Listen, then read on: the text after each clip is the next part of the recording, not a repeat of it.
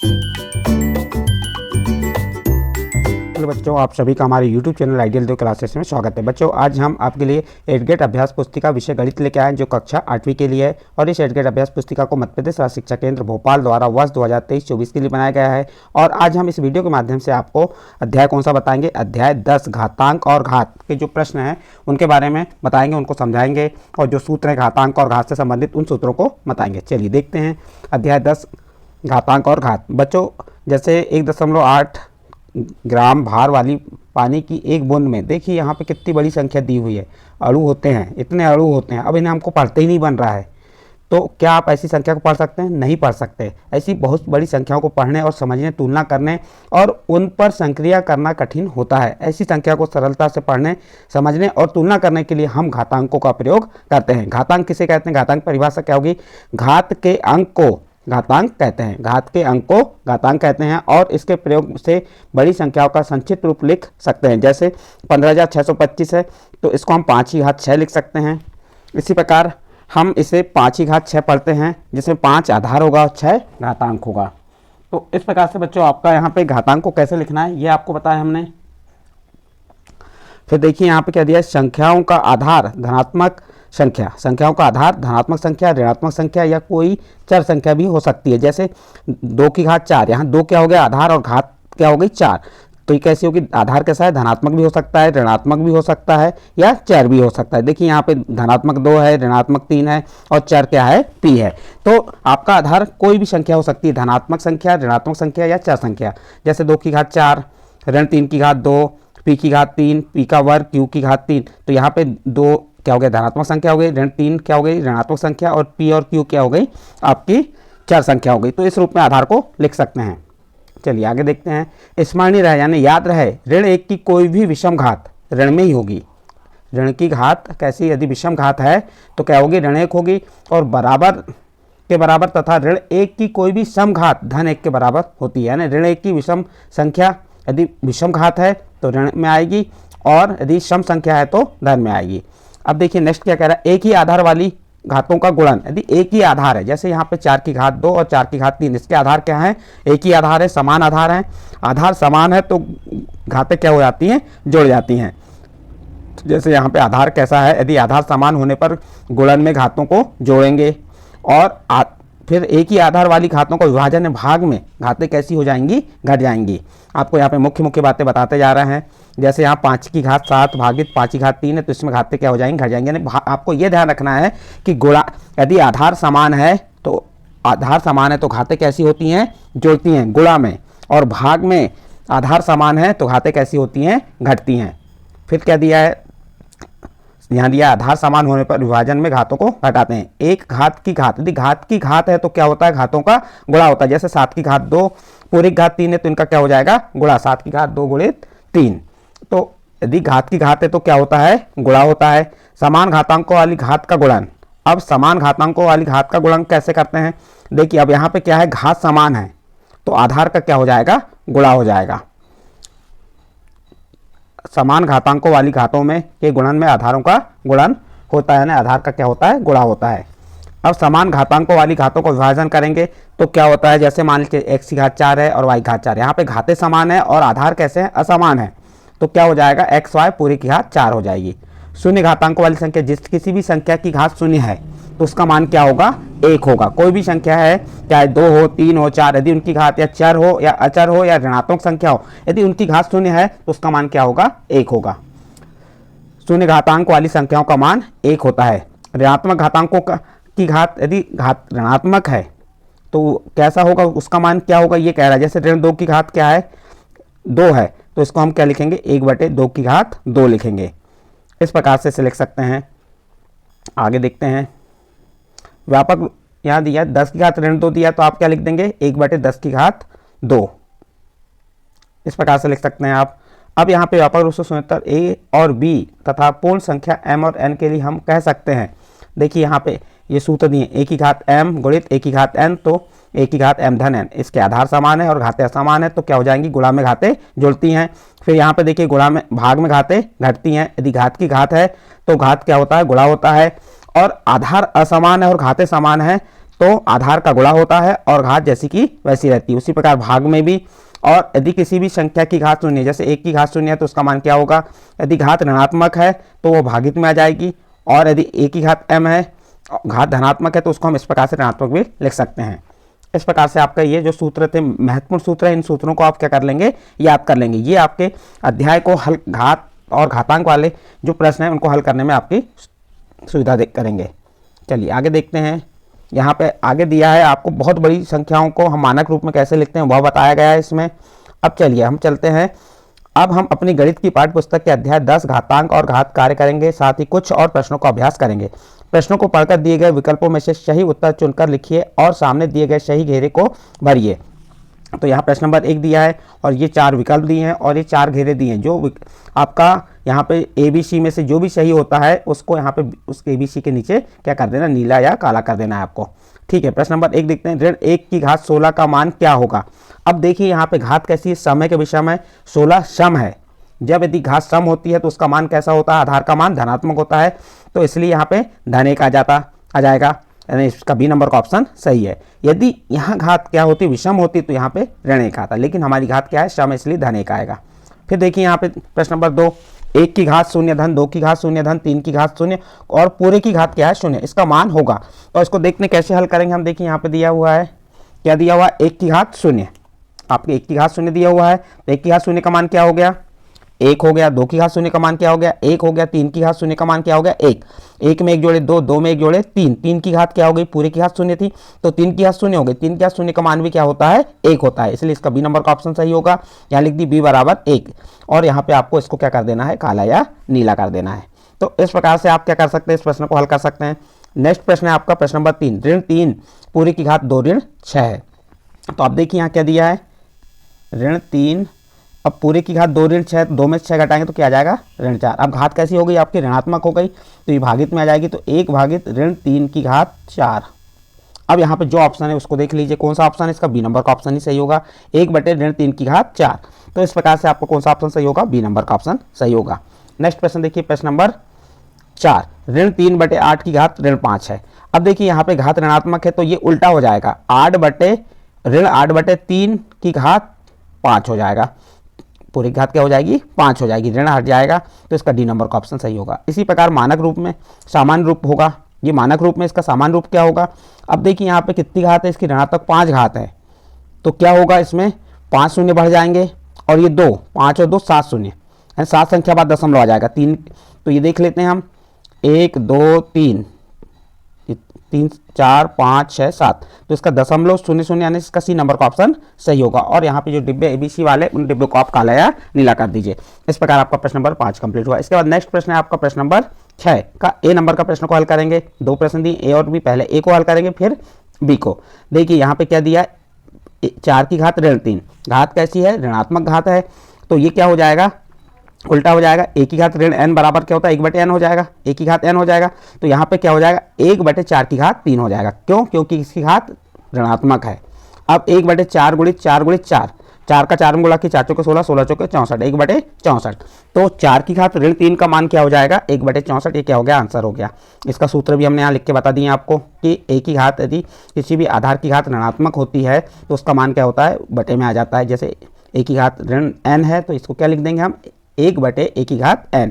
इसी प्रकार B number का प्रश्न देखिए, यहाँ दिया 1 बटे 3 की घात ऋण 4, इसकी घात कैसी है, ऋणात्मक घात है, तो 1 बटे 3 है तो इसको हम 3 बटे 1 और एक घात कायम बदल जाएगी धन में, 3 बटे 1 की घात 4। अब 3 का कितने बार गुणा कर देंगे, 4 बार, 3 गुणित 3 गुणित 3 गुणित 3, 3 का 9, 9 27, 27 या 81। इस प्रकार से आपका ये बी नंबर का आंसर कंप्लीट हो गया। नेक्स्ट प्रश्न है आपका प्रश्न नंबर 7, सरल कीजिए और उत्तर को धनात्मक घातांक के रूप में लिखिए। आपका प्रश्न दिया है यहाँ पे ए नंबर का, ऋण 2 की घात 7 गुणित ऋण 2 की घात ऋण 10। अब यहाँ पे देखिए ऋण 2 और ऋण 2, इसके आधार कैसे हैं, समान है। जब आधार समान है और गुणा में है तो घातें कैसी हो जाएंगी, जुड़ जाएंगी। तो कैसे लिखेंगे इसको, ऋण 2 7 धन ऋण 10। अब इसे हल करेंगे हम, ऋण 2 जैसा का वैसा 7, धन का ऋण में गुणा की ऋण 7 ऋण 10, ऋण 2 जैसा का वैसा, घात को हल कर रहे हैं बस, 7 में 10 घटाए तो कितना आ गया, ऋण 3, क्योंकि 10 में 7 घटाएंगे 3 आएगा, बड़ी संख्या के सामने ऋण का चिन्ह इसलिए ऋण 3 आ गया।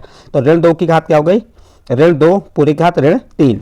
अब इसमें घात ऋणात्मक है घातांक कैसी है, ऋणात्मक तो भागित में आ जाएगी, तो ऋण 1/2 ऋण 2 है, 2 का गुणित 2 3 बार लिखेंगे तो 2 का घन क्या होता है 8, तो 1/8, इसका आंसर क्या हो जाएगा 1/8 हो जाएगा। तो आपका प्रश्न नंबर 7 का ए नंबर का प्रश्न कंप्लीट हुआ। इसके बाद ये इसके सूत्र भी यहाँ पे आपको लिख के बता दिए हैं। आधार समान है तो गुणा में घातें जुड़ती हैं, यदि घात ऋणात्मक है तो क्या हो जाता है 1 भाग में आ जाती है वो संख्या। अब इसका प्रश्न नंबर बी नंबर का प्रश्न देखिए, 5 की घात 3 भागित 5 की घात 7। अब इसके कैसे आधार कैसे हैं, समान है। जब आधार समान होते हैं तो भाग में घातें क्या हो जाती हैं, घट जाती हैं और आधार जैसा का वैसा आ जाता है। जैसे 5 हो गया आधार और घात क्या है 3 ऋण 7 लिख देंगे। 5 ऋण 4, 3 में से 7 घटाए ऋण 4 आया और हमें घातांक को धनात्मक रूप में लेना है तो क्या हो जाएगा, यहाँ पर सूत्र कौन सा लग जाएगा, a की घात ऋण n बराबर 1/n। तो ये 5 की घात ऋण 4 है तो ये क्या हो जाएगा आपका 1/5 की घात 4। 5 का कितने बार गुणा, 4 बार, 5 गुणित 5 गुणित 5 गुणित 5, 5 25, 25 पंचे 125 और 125 का 5 गुणा की तो 625। तो क्या आ गया आपका 1/625। इस प्रकार आपका प्रश्न नंबर 7 का बी नंबर का प्रश्न कंप्लीट होता है। नेक्स्ट प्रश्न देखते हैं, प्रश्न नंबर 8। प्रश्न नंबर 8 में कहा है मानक रूप में व्यक्त कीजिए, इसको मानक रूप में व्यक्त करना है। तो मानक रूप में व्यक्त करने के लिए आपको क्या करना पड़ेगा, जो 22 की संख्या है 6 के बाद एक संख्या बाद दशमलव लगा देंगे और कितने संख्या बच रही 1 2 3, उत्तर का गुणा कर देंगे इसमें, जैसे 1000 गुणा कर देंगे तो ये क्या आ गया 6.872 गुणित 1000, 6.872 गुणित 10 की घात 3, इसका ये मानक रूप हो गया। इसी प्रकार इसको भी हम यहाँ पे 2 के बाद दशमलव, एक संख्या बाद 22 से एक संख्या बाद दशमलव लगाएंगे और कितनी संख्या 1 2 3 4, उत्ते का हम एक के साथ उत्ते शून्य लगा देंगे, 1 के बाद 4 शून्य लगा दिए और ये क्या हो गया 2.73। अब ये दशमलव के बाद ये 2 शून्य का कोई महत्व नहीं होता, इसलिए इसको क्या लिखेंगे 2.73 गुणित 10,000। अब 2.73 लिख दिए हमने गुणित, अब यहाँ पे 10 की घात कितनी हो जाएगी 4, 4 शून्य तो 10 की घात 4 हो गया। तो ये इसका बी नंबर का प्रश्न का मानक रूप हो गया। नेक्स्ट प्रश्न है प्रश्न नंबर 9, सरल कीजिए। 2 की घात ऋण 3 गुणित 4 की घात ऋण 1 भागित 2 की घात 6। तो पहले हम इसके आधार समान कर लेते हैं। देखिए 2 की घात ऋण 3 जैसा का वैसा लिखा गुणित, ये 4 को हम क्या लिख सकते हैं 2 की घात 2 ऋण 1। अब 2 की घात ऋण 3 जैसा का वैसा गुणित, देखो घात की घात है तो घातों क्या हो जाता है गुणा, 2 का ऋण 1 में गुणा की तो ऋण 2 आ गया, 2 की घात क्या हो गई ऋण 2। अब इसके आधार समान हो गए भागित 2 की घात 6। जब आधार समान हो गए और गुणा में है तो घातें क्या कैसी हो जाएंगी, जुड़ जाएंगी। तो आधार जैसा का वैसा लिख दिए और घात को क्या कर देंगे जोड़ देंगे, ऋण 3 धन ऋण 2 भागित 2 की घात 6 जैसा का वैसा। अब देखिए यहाँ पे ऋण 3 और ऋण 2 समान चिन्ह हो गए तो क्या आ जाएगा 2 की घात ऋण 5 हो जाएगा, जुड़ जाएगा ये। तो ऋण 2 की घात ऋण 5 आ गया भागित 2 की घात 6। अब ये भाग में आ गया, भाग में घातें क्या हो जाती हैं, घट जाती हैं। तो आधार समान है तो भाग में घातें घटेंगी, तो इसका आधार 2 जैसा का वैसा, घातें क्या है ऋण 6 में से धन 6 को घटा दी तो ऋण 5 में से ऋण 6 घट जाएगा, ऋण 5 ऋण 6, 2 की घात क्या आ गई ऋण 11। अब इसको हम क्या करेंगे, ये 2 की घात ऋण 11 है, घात ऋणात्मक है तो ये भाग में आ जाएगा 1 भागित 2 की घात 11 और ये क्या हो गया इसका आंसर हो गया। इस प्रकार प्रश्न नंबर 9 कंप्लीट होता है। नेक्स्ट प्रश्न आता है आपका प्रश्न नंबर 10। प्रश्न नंबर 10 में क्या दिया है, मान ज्ञात कीजिए। कोष्टक में दिया है 2 की घात 0 धन 3 की घात ऋण 1 कोष्टक बंद गुणित 3 की घात 2। अब इसे हल करेंगे हमने प्रश्न को जैसा का वैसा लिख दिए, 2 की घात 0 धन 3 की घात ऋण 1 कोष्टक बंद गुणित 3 की घात 2। देखिए आपको बताया था हमने किसी भी संख्या की घात यदि 0 होती है तो उसका मान क्या होता है 1 होता है। धन इसकी घात ऋणात्मक है तो ये क्या हो गया 1/3 हो गया। अब क्या करेंगे, इसको ही हल करेंगे इस कोष्टक को। ये 1 कहाँ से आया, 2 का घात 0 है तो उसका मान क्या होगा 1 धन 3 की घात ऋण 1 है तो इसको क्या लिख सकते हैं 1/3। अब इसका लघुत्तम 3 आ गया, 3 एकम 3 1 एकम 1, 3 धन 1/3, 3 में 1 जोड़े कितना हो गया 4/3 गुणित 9, 3 का भाग 9 में दी कितने बार गया 3 बार गया और 3 का 4 में गुणा की 4 तिया 12। तो आपका प्रश्न नंबर 10 का उत्तर क्या हो जाएगा, उत्तर 12 आ जाएगा। इस प्रश्न को हल किए तो इसका मान क्या हो गया 12। नेक्स्ट प्रश्न है आपका प्रश्न नंबर 11, मान ज्ञात कीजिए। अब देखते हैं इसे हल करके। देखिए बड़ा सर्पाकार कोष्टक है, उसके छोटे कोष्टक के अंदर दिया हुआ 1/5 की घात ऋण 2 फिर ऋण 1/2 उसकी घात ऋण 3 दिया है, कोष्टक बंद हो गया भागित 1/3 की घात ऋण 2।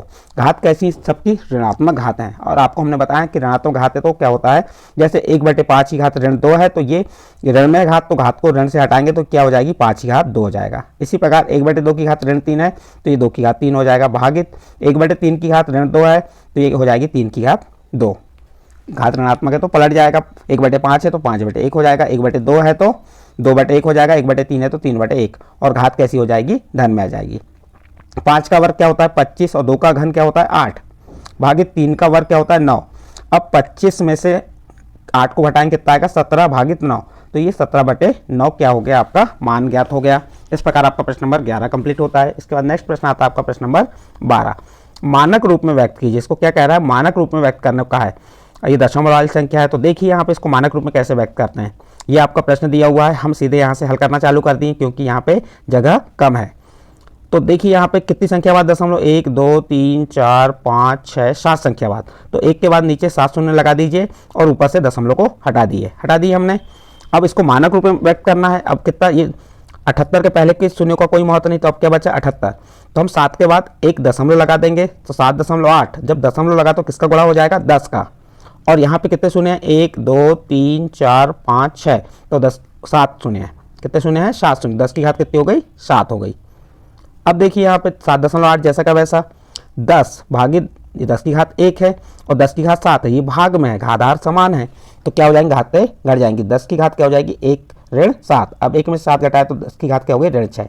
ये 7.8 गुणित 10 की घात ऋण 6, ये क्या हो गया इसका मानक रूप हो गया। इस प्रकार आप प्रश्न नंबर 12 के ए नंबर के प्रश्न को हल कर सकते हैं। इसके बाद बी नंबर का प्रश्न भी इसी प्रकार आप हल करेंगे। गिन लीजिए यहाँ कितनी संख्या, 1 2 3 4 5 6 7, कितनी संख्या बाद दशमलव है 7 संख्या बाद, तो आप अब दशमलव को हटा दीजिए, तो 1 के साथ कितने शून्य ले लीजिए 7 शून्य ले लिए।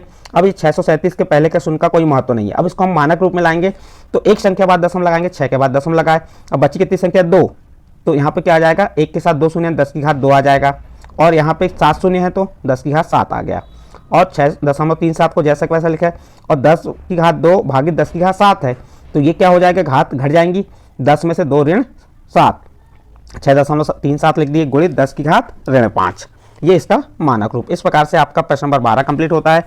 इसके बाद नेक्स्ट प्रश्न आता है आपका प्रश्न नंबर 13। प्रश्न नंबर 13 में क्या दिया देखिए, 25 गुणित टी की घात ऋण 4, 5 की घात ऋण 3 गुणित 10 गुणित टी की घात ऋण 8, जिसमें टी बराबर नहीं होना चाहिए 0। चलो इसको हल करते हैं। ये लिख दिया हमने 25 गुणित 5 की घात 3। अब ये 5 की घात 3 कहाँ से आया, ये 5 की घात ऋण 3 था, अब ये घात ऋणात्मक है, तो जब ये चेंज होगी तो ये काय में चल जाएगा, धन में ले जा रहे हैं घात को, तो 5 की घात 3 ऊपर चल जाएगा बटे 10 गुणित ये टी की घात ऋण 4 और ऋण 8 है, भाग में है, तो जब इसका सूत्र लगेगा तो क्या हो जाएगा, भाग में घातें घट जाएंगे, तो ऋण 4 में से ऋण 8 को आप घटा देंगे। अब देखो इसको 25 को 5 से काटे, 5 25 5 दूनी 10, तो यहाँ गया 5 गुणित 5 की घात 3 बटे 2, और ये ऋण का ऋण में गुणा किए तो क्या हो गया धन, ऋण 4 धन 8, टी की घात क्या हो गई ऋण 4 धन 8। अब देखिए यहाँ 5 गुणित 5 का घन कितना हो गया 125 भागित 2, टी की घात 4 आ गया। अब 5 का 125 में गुणा किए तो कितना आ गया 625 बटे 2 टी की घात 4, और ये 625 बटे 2 टी की घात 4 क्या हो गया हमारा आंसर हो गया। इस प्रकार से आपका प्रश्न नंबर 13 कंप्लीट हुआ। नेक्स्ट प्रश्न आता है आपका प्रश्न नंबर 14। इंपॉर्टेंट सवाल है, ये प्रश्न आपका पिछले वर्ष पेपर में पूछा था, और 8 ग्रेड अभ्यास पुस्तिका से ही आपको तैयारी करना है, और ये प्रश्न आपके परीक्षा में ही पूछे जाते हैं 8 ग्रेड अभ्यास पुस्तिका से ही। चलिए इसका प्रश्न दिया है, x का मान ज्ञात कीजिए यदि 5 की घात 2x धन 1 भागित 25 बराबर 125। तो चलिए प्रश्न लिख दिया हमने, 5 की घात 2x धन 1 भागित 25 बराबर 125। 5 की घात 2x धन 1 लिख दिए, जैसा का वैसा भागित का चिन्ह लगा दिए। अब 25 किसका वर्ग होता है 5 का, तो यहाँ 5 का वर्ग लिख दिए, और 125 के गुणनखंड तोड़ेंगे तो ये 5 की घात कितना आ जाएगा 3 है, 5 का घन क्या होता है 125। अब देखिए यहाँ पे दिया है 5 2x धन 1 भागित 5 की घात 2। अब यहाँ पे इसके आधार समान है, तो घातें क्या हो जाएंगी घट जाएंगी, तो आधार जैसा का वैसा 5 लिखे, 2x धन 1 में से 2 को घटा दिए, बाकी इधर जैसा का वैसा चले आ रहा है आपका 5 2x ऋण 1। अभी ऋण 1 कहाँ से आया, 1 में से ऋण 2 को घटाएंगे तो क्या आएगा ऋण 1, क्योंकि बड़ी संख्या के साथ ऋण का चिन्ह है, तो इसलिए ऋण 1 आ गया। अब यहाँ पे जो आपका क्या आ गया 5 की घात 2x ऋण 1 बराबर 5 की घात 3। अब यहाँ घातों की तुलना कर लेंगे हम, 2x ऋण 1 बराबर क्या आ जाएगा 3, क्योंकि इसके आधार समान है, तो 2x ऋण 1 बराबर 3, ऋण 1 का पक्षांतर की तो धन 1 हो गया, तो 2x बराबर 3 धन 1 हो गया, 2x बराबर 3 में 1 जोड़े 4, और 2 का पक्षांतर की भाग में गया, और 2 का भाग 4 में कितने बार गया 2 बार, तो x का मान कितना आ गया 2। इस प्रकार बच्चों आपका ये प्रश्न नंबर 14 को आप कंप्लीट कर सकते हैं। नेक्स्ट प्रश्न है आपका प्रश्न नंबर 15। कक्षा 8वीं की गणित की पुस्तक की मोटाई 20 मिलीमीटर है mm है, और एक कागज की मोटाई 0.0016 सेंटीमीटर है। कागज की मोटाई से गणित की पुस्तक की मोटाई की तुलना कीजिए। तो देखिए इनकी इकाई समान नहीं, तो पहले इकाई समान कर लेते हैं। एक पुस्तक की मोटाई कितनी है आपकी 20 mm और एक कागज की मोटाई 0.0016 सेंटीमीटर है, तो इस सेंटीमीटर को मिलीमीटर में बदल लिए। तो ये क्या आ गया mm आ गया 0.016, इसमें किसका गुणा कर देंगे हम 10 का गुणा कर देंगे, तो हमें 0.0016 में 10 का गुणा करेंगे तो हमें क्या प्राप्त होगा 0.016। इस प्रकार से इनकी इकाई समान कर लिए। अब क्या करना है, मोटाई की तुलना करना है। तो मोटाई की तुलना बराबर क्या होगा, कागज की मोटाई भागित पुस्तक की मोटाई। कागज की मोटाई कितनी है 0.016 और पुस्तक की मोटाई कितनी 20, तो इसका भाग दिया हमने दो। देखिए यहाँ पे कितनी संख्या बाद 0.3 संख्या बाद, तो नीचे हम क्या लिख देंगे 10 की घात 3 लिख देंगे। क्या 10 के साथ कितने 10 की घात क्या हो जाएगी 3 हो जाएगी, क्योंकि नीचे 3 शून्य आएंगे, 1000 होगा। 1000 यानी 10 की घात 10 का घन होता है, और ये यहाँ का दशमलव हट गया तो 10 की घात 3 आ गया। और ये 20 को तोड़े हमने 2 गुणित 10, 2 गुणित 10 में तोड़े 10 दूनी 20 होता है, तो 20। अब 2 का भाग हमने किस में दिए 16 में दी, कितने बार गए 8 बार।